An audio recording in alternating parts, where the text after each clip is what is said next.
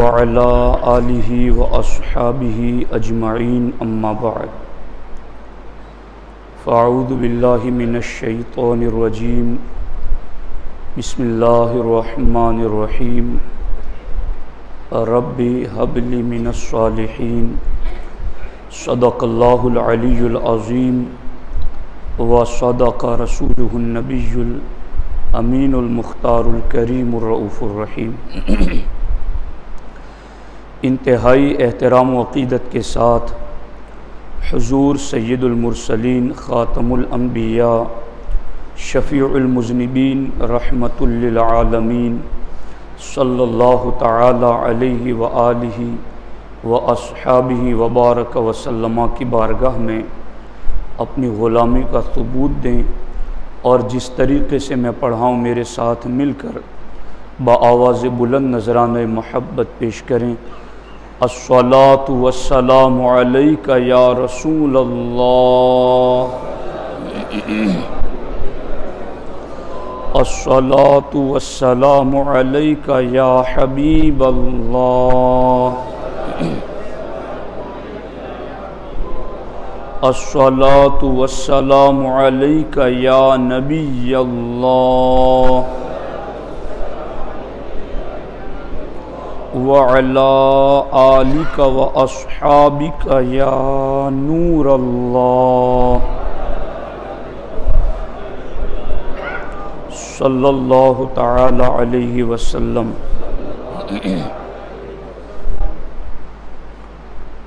دوستان محترم، اولاد کے حقوق اور ان کی تربیت کے حوالے سے ہماری گفتگو چل رہی ہے۔ مشعلۃ الارشاد فی حقوق الاولاد، اس رسالے میں امام اہل سنت امام احمد رضا محدث بریلوی علیہ الرحمہ نے اولاد کے تقریباً 80 حقوق ذکر فرمائے ہیں، اور میں چاہتا ہوں کہ وہ نہایت مختصر لفظوں میں ایک جامع پیغام ہے ہمارے لیے، اسی کو آپ کی خدمت میں عرض کروں۔ اعلیٰ حضرت فرماتے ہیں ولد کا حق بھی والد پر عظیم رکھا ہے، یعنی اولاد کا حق باپ پر بھی بہت زیادہ ہے۔ کیسے؟ فرماتے ہیں ولد مطلق اسلام، پھر خصوص جوار، پھر خصوص قرابت، پھر خصوص عیال، ان سب حقوق کا جامع ہو کر سب سے زیادہ خصوصیت خاصہ رکھتا ہے۔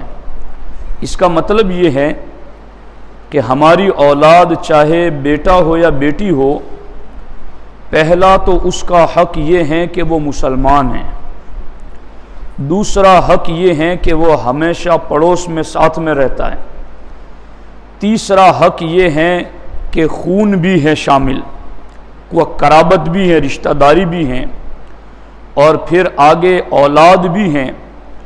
تو ان سارے حقوق کا مجموعہ اولاد کی جانب سے باپ کے اوپر لازم ہوتا ہے۔ اس لیے ماں باپ کو اولاد کی تربیت پر خصوصی توجہ دینی چاہیے۔ اور اعلیٰ حضرت اس سلسلے میں فرماتے ہیں کہ فقیر کی یہ چند حرفی تحریر، یعنی میں نے جو چند حرف لکھ دیے ہیں اس بارے میں ایسی نافع و جامع و قانع ہو کہ اس کی نظیر کتب متطولہ میں نہ ملے۔ یعنی اعلیٰ حضرت فرماتے ہیں کہ میں نے یہ چھوٹی سی کتاب لکھی ہیں، مگر اس میں وہ باتیں جمع کر دی ہیں جو آپ کو بڑی کتابوں میں بھی نہیں مل سکے گی۔ تو یہ ہمارے لیے بڑے شرف کی بات ہے کہ اتنی آسانی سے ہمیں دین کا علم حاصل کرنے کا موقع ملتا ہے۔ اب میں ترتیب سے نمبر وار جو حقوق اولاد کے ماں باپ پر ہیں اس کو ذکر کرتا ہوں۔ اس نیت سے سنیے کہ ہم کہاں کمی کر جاتے ہیں، کہاں ہم سے چوک ہو جاتی ہیں، اور اگر ہم اس پر کمپلیٹ ادا کرتے ہیں تو مزید اس میں شوق ظاہر کرنے کی ضرورت ہے۔ سب سے پہلا حق وجود اولاد سے بھی پہلے یہ ہے کہ آدمی اپنا نکاح کسی رذیل قوم سے نہ کریں، نیچ ذات سے نہ کریں، کہ بری رگ ضرور رنگ لاتی ہے۔ اور یہ اولاد کا حق اولاد کے پیدا ہونے سے پہلے باپ پر ہے کہ وہ نکاح کے لیے ایسی عورت کو منتخب کریں جو کل جا کر کے بچوں کے لیے اچھی ماں بن سکے، جس کا کردار، کیریکٹر، چال چلن، انداز، اطوار، اخلاق و عادات اس کے شریعت کے مطابق ہوں، تاکہ وہ اولاد کی اچھی تربیت کر سکیں۔ تو اولاد کا پہلا حق اس حوالے سے ہے کہ دیندار خاتون سے نکاح کیا جائے۔ اور چونکہ آج کل شادیوں کا سیزن بھی ہے اور لوگ یا تو خوبصورتی دیکھ کر یا اعلیٰ خاندان دیکھ کر کے یا مال دیکھ کر کے نکاح کرتے ہیں، جبکہ ہمارے نبی علیہ الصلوۃ والسلام نے ہمیں حکم دیا ہے وَلِدِينِهَا فَاظْفَرْ بِذَاتِ الدِّينِ تَرِبَتْ يَدَاكَ۔ سرکار نے فرمایا، اے میری امت، جب تم شادی کے لیے اپنی ہونے والی بیوی کو جب رشتہ ڈھونڈنے کے لیے نکلو تو آپ نے جو چیز دیکھ کر رشتہ طے کرنا ہے وہ سرکار نے حکم دیا، وہ دین اور دینداری دیکھ کر رشتہ طے کرنا ہے۔ اب آج لوگوں کی توجہ اس چیز کی طرف ہے ہی نہیں، دینداری تو کجا لوگ دین بھی نہیں دیکھتے، عقیدہ بھی نہیں دیکھتے ہیں کہ سنی ہے یا نہیں ہے، تو پھر دینداری کہاں آئے گی جب دین ہی نہیں ہوگا تو؟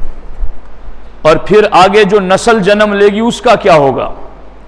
تو اس لیے اولاد کے حقوق میں سے پہلا حق یہ ہے کہ کسی رذیل قوم سے نکاح نہ کریں کہ بری رگ ضرور رنگ لاتی ہیں۔ دوسرا حق، دیندار لوگوں میں شادی کریں کہ بچے پر نانا اور ماموں کی عادات اور افعال کا اثر پڑتا ہے، اور ان میں سے ہر ایک کے پیچھے حدیثیں ہیں کہ آپ دیندار گھرانے میں نکاح کریں، چونکہ آگے جا کر جو اولاد پیدا ہوگی وہ کسی کا بھانجا تو کسی کا نواسا ہوگی، اور پھر اس اولاد پر اس کے نانا اور اس کے ماموں کی عادات اور اطوار کا اثر پڑے گا۔ تو اس لیے سرکار اعلیٰ حضرت فرماتے دیندار لوگوں میں شادی کریں۔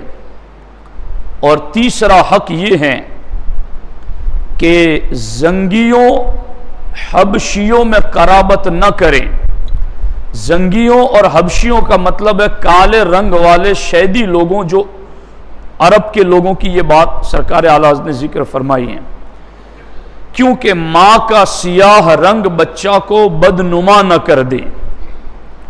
ایک حق اعلیٰ حضرت نے یہ بھی ذکر کیا ہے۔ چوتھا حق اعلیٰ حضرت فرماتے ہیں کہ جب نکاح کے بعد بندہ اپنی زوجہ سے قریب جائیں تو ابتدا بسم اللہ سے کریں، ورنہ بچہ میں شیطان شریک ہو جاتا ہے۔ اس لیے وہ جو دعا ہے بسم اللہ اللہم جنبنا الشیطان وجنب الشیطان ما رزقتنا، یہ دعا آدمی اپنی زوجہ سے قریب ہونے سے پہلے ضرور پڑھ لے۔ ہمارے نبی علیہ الصلوۃ والسلام نے ارشاد فرمایا ہے کہ اگر کوئی یہ دعا پڑھ کر کے اپنی بیوی سے قربت کرے گا تو اس صحبت سے نتیجے میں جو بچہ پیدا ہوگا شیطان اسے نقصان نہ پہنچا سکے گا۔ تو ایک حق یہ بھی ہے۔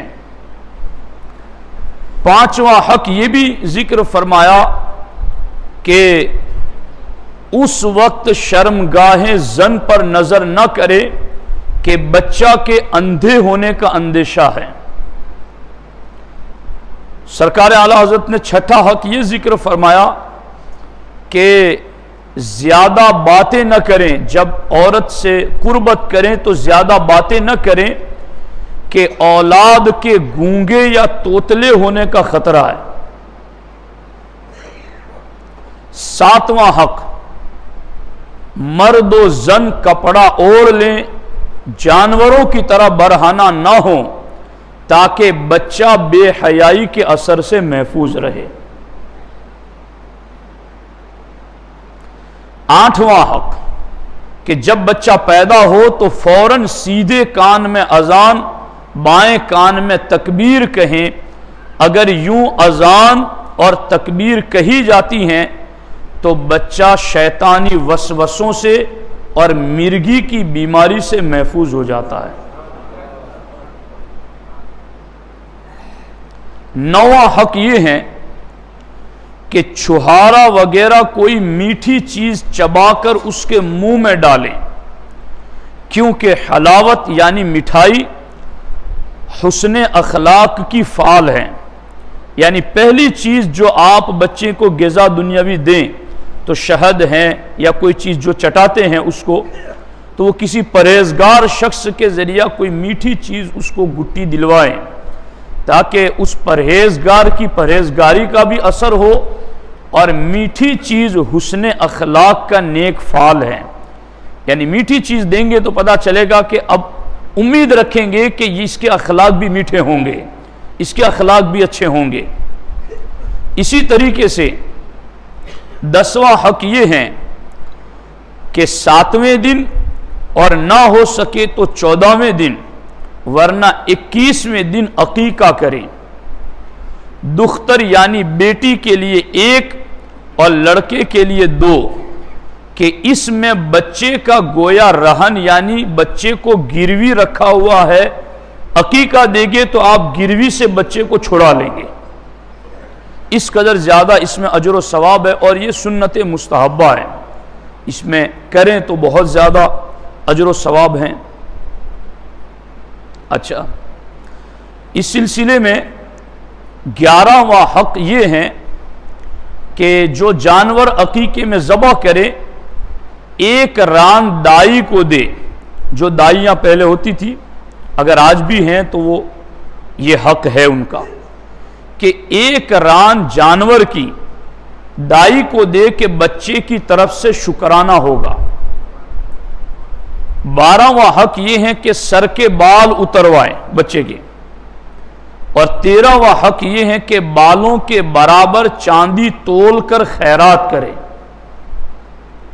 14واں حق یہ ہے کہ سر پر زعفران لگائے بال مونڈنے کے بعد۔ 15واں حق یہ ہے کہ نام رکھے، یعنی نام رکھنا اولاد کا یہ بھی باپ پر حق ہے۔ نام رکھے، یہاں تک کہ کچے بچے کا بھی جو کم دنوں کا گر جائے اس کا بھی نام رکھے۔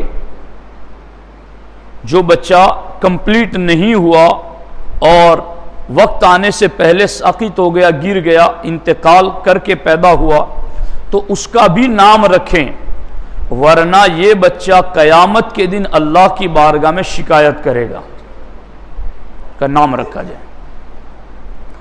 16واں حق یہ ہے کہ برا نام نہ رکھیں، کہ برا نام بدفعلی ہے۔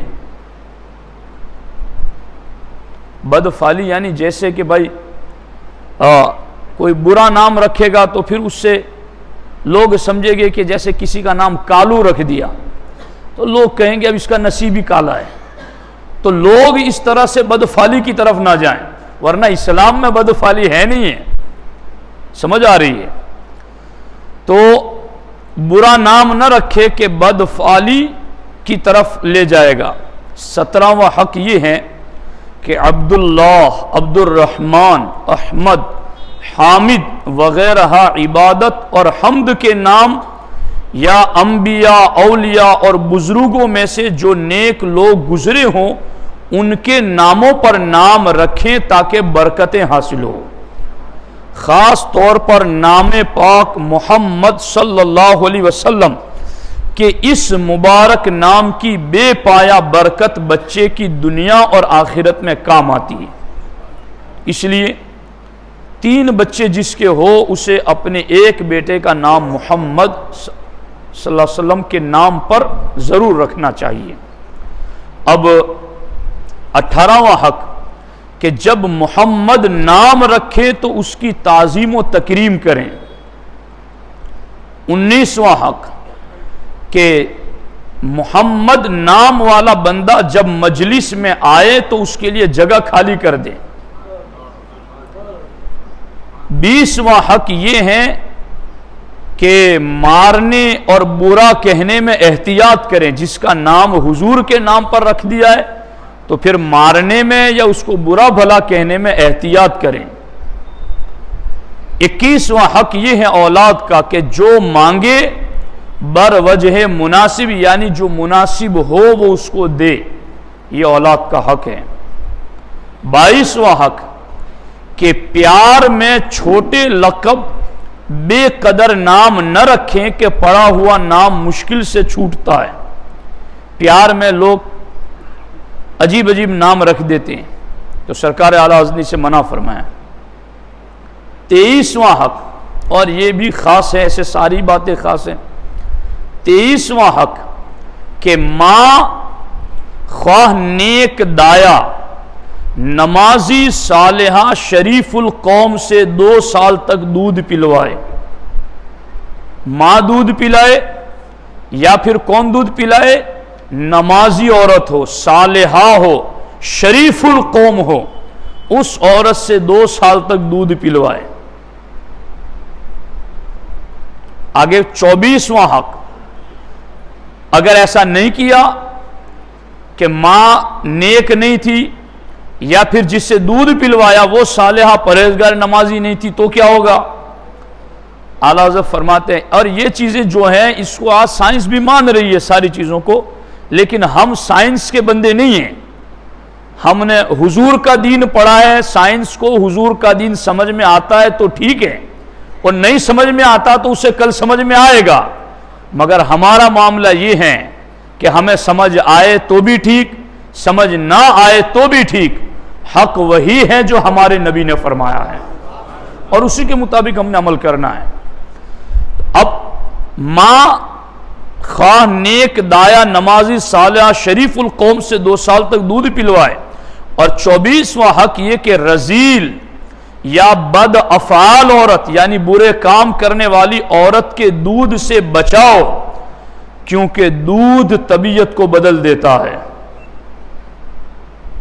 یہ چیز 25واں حق بچے کا نفقہ یعنی بچے کا کھانا پانی کپڑے وغیرہ اخراجات اس کی حاجت کے سب سامان مہیا کرنا خود باپ پر واجب ہیں، جن میں حفاظت بھی داخل ہے، یعنی اس کی حفاظت بھی کریں۔ 26واں حق اپنی حوائج یعنی ضرورتیں و ادائے واجبات شریعت سے جو کچھ بچے اس میں عزیزوں، قریبوں، محتاجوں، غریبوں میں سب سے پہلے حق عیال اور اطفال کا ہے، جو ان سے بچے وہ اوروں کو پہنچے۔ کیا مطلب اس کا؟ اس کا مطلب یہ ہے کہ اپنی ضرورت کے لیے جو کچھ پیسہ خرچ کیا اور شریعت کی طرف سے زکوٰۃ، صدقہ، عشر جو کچھ واجب تھا وہ بھی ادا کیا، اور وہ شریعت کے مطابق جو کچھ ادا کرنا تھا وہ ادا کر دیا۔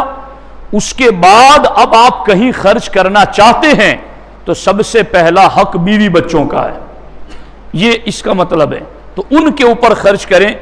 بلکہ حدیث پاک میں بیوی بچوں پر خرچ کرنے کو افضل صدقہ قرار دیا گیا، اس میں زیادہ ثواب ہے۔